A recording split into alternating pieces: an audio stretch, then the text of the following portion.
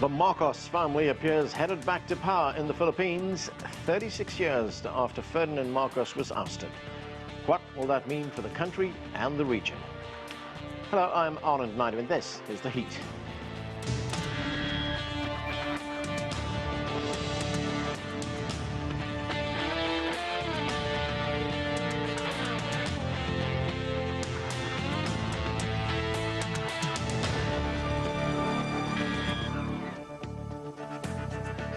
A landslide victory. The official result will only be announced later this month, but Ferdinand Marcos Jr.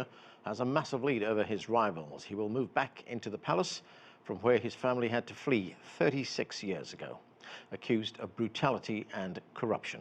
Gretchen Malalad has more from Manila. Ferdinand Marcos Jr. is on his way to become the Philippines' next president, who will replace Rodrigo Duterte.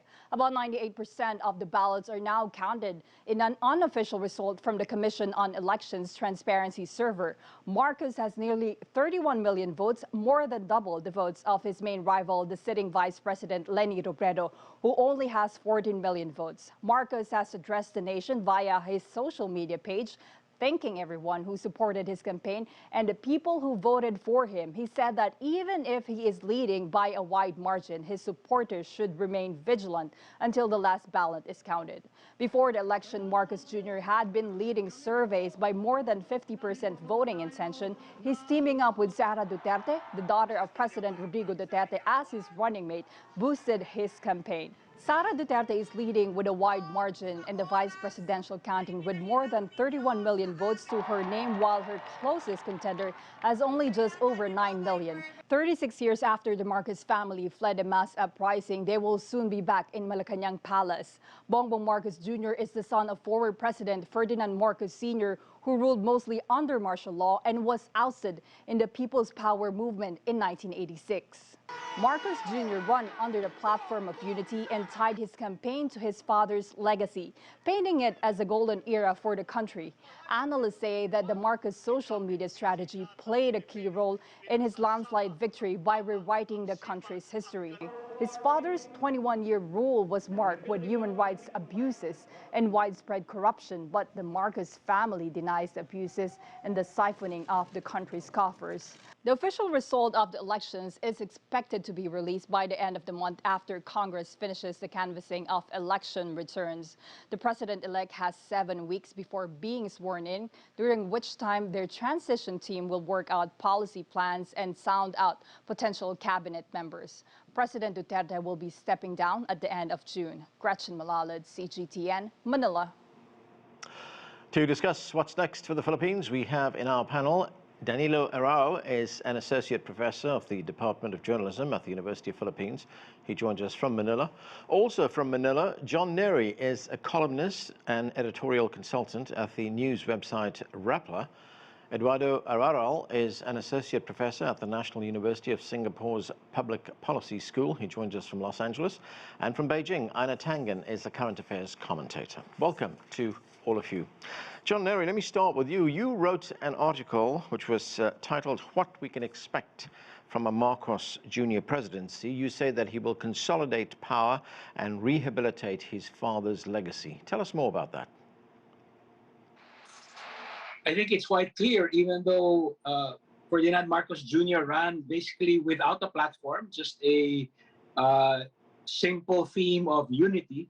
I think it's quite clear that his main responsibility or his main opportunity will be to concentrate all the power and then to reestablish his father's legacy. Even his campaign stump speech actually harks back to his father's legacy. The words, the catchphrases. Now the talk of destiny.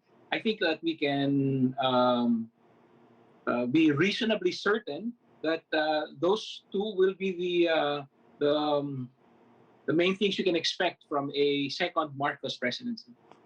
So you say, John, that his campaign message was a simple theme of unity. He comes to office carrying a lot of baggage, of course, the baggage of his family's legacy. But he's had a pretty convincing win. Yes, it is the first majority mandate since 1992, since the new constitution was in effect. All the previous presidents won plurality mandates. We don't have a runoff provision. So even someone with a 24% mandate was able to take office as president. But this is the first time that we are looking at a majority mandate. Also, the gap between him and the likely second placer is an astonishing 30 percentage points. Also, I think the largest in fact, in our entire history. So let's be clear. He has a he. It looks like he really has an overwhelming mandate. Unfortunately, that mandate was won through a combination of fraud, intimidation, and historical distortion. We are going to see the consequences of this majority vote very soon. I think we have fiscal deadlines. I think within 30 days, within 60 days, that he has to meet. And I'm not even sure if he has the capacity to do that. Eduardo, as John just told us, Marcos Jr. comes to office with a very convincing and a very big mandate. But question is, a mandate for what? Indeed, this is historical mandate. Well, I think it's a mandate for continuity. If you hear the comments of ordinary people who voted for him, and I've done my surveys and inquiries as well as an academic, and I think the underlying sentiment there is they want some kind of continuity of the Duterte brand of leadership and the longing for an older generation of the Marcos type of leadership, which is peace and order, stability, all that kind of stuff, decisive, iron hand. This is the language that ordinary people use. So that is a mandate probably that Marcos will get, or this is what ordinary people expect him to do. But that mandate will come at a great cost, wouldn't it, Eduardo? Because if we look at the family history, if we look at Ferdinand Marcos and the corruption that took place, the controversy in the country at that time, are people prepared to forget the past and move on? Unfortunately, probably that's the case, especially for the older generation. It's clear that there are facts on the ground, that those are not disputed. And maybe Filipinos have a short memory. Maybe Filipinos are quite forgiving. Maybe they just ignore those facts. But nonetheless, majority of Filipinos voted for him, and that's democracy. Danilo, the president-elect, I should say, has a close relationship with the former president, Rodrigo Duterte, who was very controversial as well and notorious at times for his policies on controlling the drug business in Philippines. So what can we expect from this new president? Because he says that he will continue the policies of his predecessor. Aside from the fact that there will be continuity, there will also be intensified culture of impunity and looming return of tyranny, although in more indirect ways. Concretely speaking, we don't expect actual imposition of martial law because that would be more polarizing. But as we all know, Duterte has become quite creative in imposing a de facto martial law regime in the Philippines because of his strongman rule, for lack of a better word. So Marcos will not be in the same mold as Duterte, and it's actually a little bit more nuanced in the sense that there are a lot of political interests practically controlling or contributing to the kind of governance under a Marcos presidency. Let me just be clear here that when we talk about mandate, we have to operationalize it in the context of the massive disinformation, not just historical denialism, but also the red tagging and political persecution of perceived enemies of the state, including the media. So we have to be more on guard for defending our democracy now that, unfortunately, Marcos is poised to return to Malacanang. But rest assured that the people's protest against the return of the Marcoses will continue on day one. There will be no political honeymoon whatsoever, and the ouster of the Marcoses will be the primary agenda. Danilo, I've heard the term continuity being used several times, but what are the major challenges that face the Philippine people right now? There was actually a story in Bloomberg earlier today which said that the Philippine economy is actually doing relatively well, especially in that part of the world. But what are the major challenges that not just the Philippine people face, but this new government will face? Of course, there's still unemployment. Don't get me wrong, GDP figures would tend to show certain positive signs, but when you look at whether or not it is a jobless growth, the answer would be yes. Many people are looking for jobs, and for available jobs, it would be contractual in nature. In other words, you don't know when you're going to be fired. So that would explain for intensified labor migration. Uh, and the social services here in the country definitely would leave much to be desired. So there are a lot of challenges in the incoming administration, but what concerns us more than the economic aspect, would be the political and civil rights aspect, because we're now seeing a plethora and a myriad of problems besetting us right now, and Marcos will be one of the major problems. Einar Tangen, Marcos Jr. says that he will seek better relations with China, and we remember that in the not far past, relations took a dive when there was that international court decision on sovereignty in the South China Sea, which found in favor of Philippines. But the incoming president says that he doesn't see that as any kind of impediment to better relations. So what are expectations? Well, I mean, there's two sets. First off, it seems that he's taking a very pragmatic approach. I mean, right now, if he stepped into the United States, there's a possibility he could be arrested. There are arrest warrants for him. It's going to be a little bit of a political catwalk for the U.S. to engage him. I don't know that the Marcos family, despite spending 5 years in Hawaii in exile, are particularly fond of the way that the U.S. government handled their things. They thought that the U.S. piled on and betrayed them. So from a family legacy point of view, I don't see any kind of goodwill towards the U.S. And I think it's, as I said, it's going to be very pragmatic. He's looking for an economic resurgence that's probably not going to come from the U.S., and he's obviously looking towards China. At the moment, Einar, China is the Philippines' biggest trading partner. Do you expect that to grow? Yeah, I would expect that to grow. I mean, there's no reason why it shouldn't. The Philippines have, they're an excellent secondary source of labor. Companies that are moving to adjust between the new reality between U.S. and China can choose the Philippines, highly educated. A little chaotic at sometimes, but it should continue. There's nothing impediment. If he had adopted a hard line towards China, that could have been very, very different. John Neary, Marcos Jr. also faces some other challenges from his family's past. The country at the moment has something called a Presidential Commission on Good Governance, which is actually charged with recovering some of the money or all of the money rather, that was taken by Ferdinand Marcos. At the moment, it's recovered up to a third of the $10 to $15 billion that were stolen. Will this commission continue to function in Philippines? Well, that's an interesting question because, in fact, one of the few questions Marcos Jr. answered during the 90-day campaign was what would he do with the PCGG, the Presidential Commission on Good Government. And he said that he wanted it to continue, but he wanted it to diversify. He didn't want it to just focus on recovering ill-gotten wealth from their family, but also from other families and institutions that may have gained ill-gotten wealth during the Marcos years.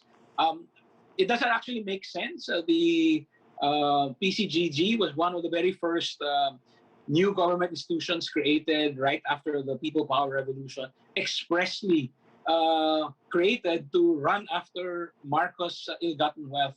So I think what what will probably happen is that the PCGG will be put in a little corner. It will continue to have a budget, but only a minimal amount. It will essentially be ignored, I think, under a second Marcos presidency. You also wrote something which you say that there could be a burst of violence in Philippines to strike fear in the public and also against public officials. That sounds pretty alarming. Well, but unfortunately, this is not unique in our Philippine history. Sometimes, so this is also what Duterte did when he took office. In fact, before he took office, there was already a wave of extrajudicial killings, and then that wave just kept rising in the first several months of his term. It continues to today, not the same level, but it continues. It's a way of exercising control. I think we can expect an initial burst of violence when Marcos Jr. takes over, just to send the message that he now is back in control. So when you talk about an initial burst of violence, John, I mean, you're talking about what, state-sponsored violence? Yes, ultimately the violence, however it is perpetrated, will be state-sponsored. I hope to God that I'm wrong, but I think that we will see, perhaps in some areas where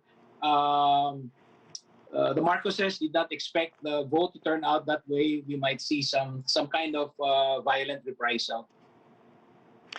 Danilo, one of the big issues for Philippines, of course, is corruption. I mean, we've just been talking about that. We're talking about this commission, which has been charged with trying to recover some of the money that was stolen from the Philippines. I mean, do you expect that corruption will be an issue that will be addressed? It's one of the top issues, one of the top grievances for people in the Philippines. Will it be addressed, or will it be back to business as usual? How can you expect corruption to be curbed when the Marcoses have been convicted of graft, particularly Imelda Marcos? And of course, the plunder of the Marcoses during the time of martial law is a matter of historical fact. So actually, to add to the discussion on the PCGG, it's one of those awkward moments right now under the Marcos administration, because what do you do with that kind of an agency? Even if there are certain anti-corruption mechanisms within the government, this will be practically toothless, useless, and it wouldn't be having enough political will to run after those who are now living in Malacanang. I mean, how can you expect to do that? And given the kind of support that Marcos has with certain political families that have been also similarly convicted of plunder in the past, some of them have been put in jail even, but pardoned later on. So everybody's back in business. It's not just the Marcos family. We're also talking of the Macapagal-Arroyo clan, the Estrada clan, and the other political families that supported Marcos. So they're back in their corrupt, happy ways.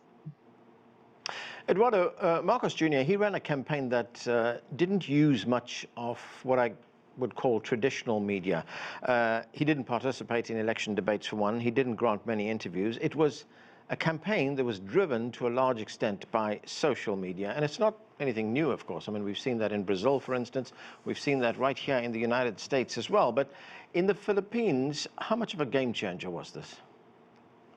It's a game changer. Filipinos are literally into social media, not just the traditional Facebook, but now TikTok. And I think he had 6 years to prepare the groundwork. And to his credit, he hired professionals to help him in his strategic communication. He did participate in a few debates in his own choosing, but not the ones to square with his enemies, but where he's more comfortable. So it's both traditional media, social media, but also more ground mobilization. I think the combination of those factors, it's not just social media, but both sides had impressive ground mobilization. So social media plus ground mobilization were probably the key factors there. Right, you know, he said that he did hire professionals to run this campaign on social media, but something that's been of concern to people in the Philippines and elsewhere was the fact that social media in the Philippines, as it has in other parts of the world, has been used to spread disinformation or misinformation. There's very little in the way of fact-checking when you use social media in this way. You know, so in that respect, was Marcos Jr. able to perhaps use social media to whitewash his family's past? Well, it's not just Marcos, but everybody uses all kinds of. Even Lenny Robredo has their own professional group, but Lenny Robredo's campaign is more a people's campaign, more self-organized, rather than probably professional-run campaign by Bongbong Marcos. So everybody now uses this platform, and it's an even field now. It's not just tilted or used heavily by Marcos. And you can see also that, to the credit of the Robredo campaign, they also used social media. But I think the other side is more professional run, better organized, and probably more strategic in the way they communicate. Einar Tangen, of course, Philippines is not just an ally of the United States, it's a treaty ally of the United States. And I'm wondering, how does the Philippines factor into China's regional, foreign, and strategic or security policies? Well, I mean, it's not just a strategic ally. The Filipino people, according to the latest polls for many, many years, regard the U.S. very, very favorably. And there's even one governor who said he'd like to AUKUS. But right now, as said earlier, you have a very pragmatic candidate. Obviously, he's looking to consolidate. You know, there's an old saying, you don't swim in the same river twice.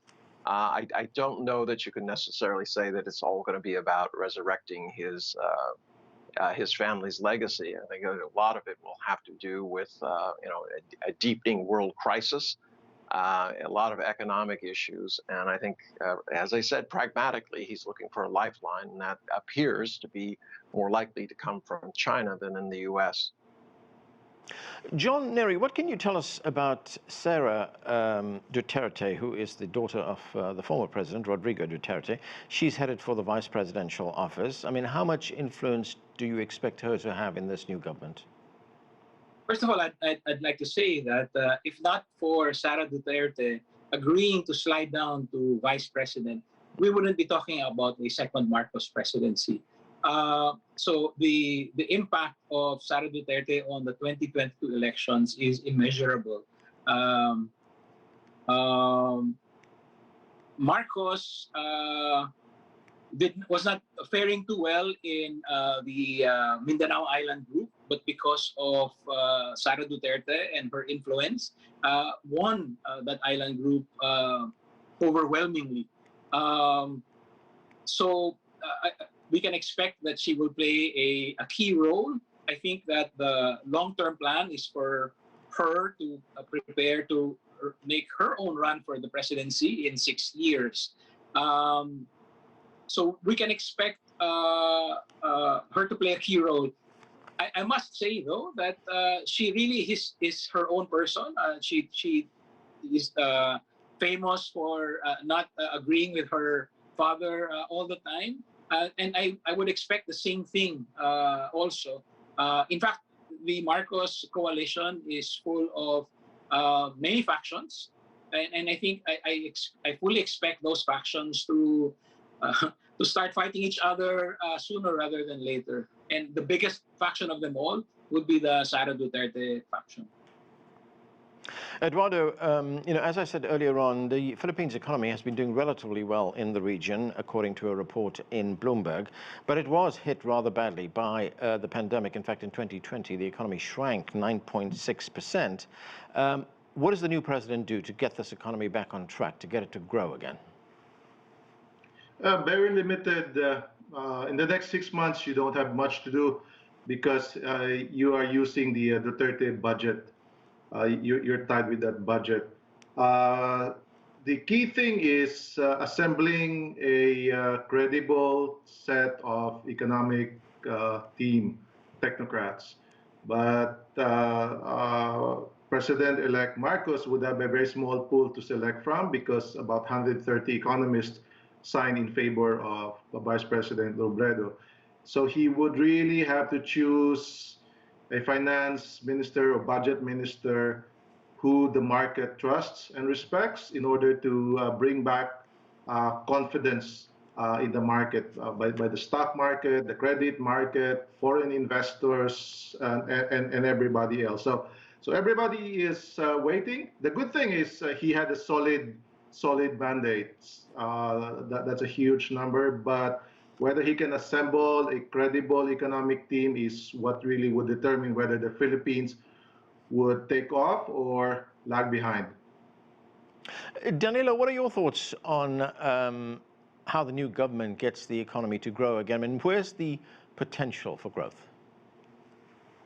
Of course, the potential for growth would be on domestic industries, particularly the the micro, small, and medium enterprises, which comprise almost 100%, I think around 96 or 97% of the domestic economy. So much of the strength should be there. However, because of globalization and other neoliberal policies, these have been, more of a bane rather than a boon to MSMEs as well as the marginalized and the underrepresented sectors of society.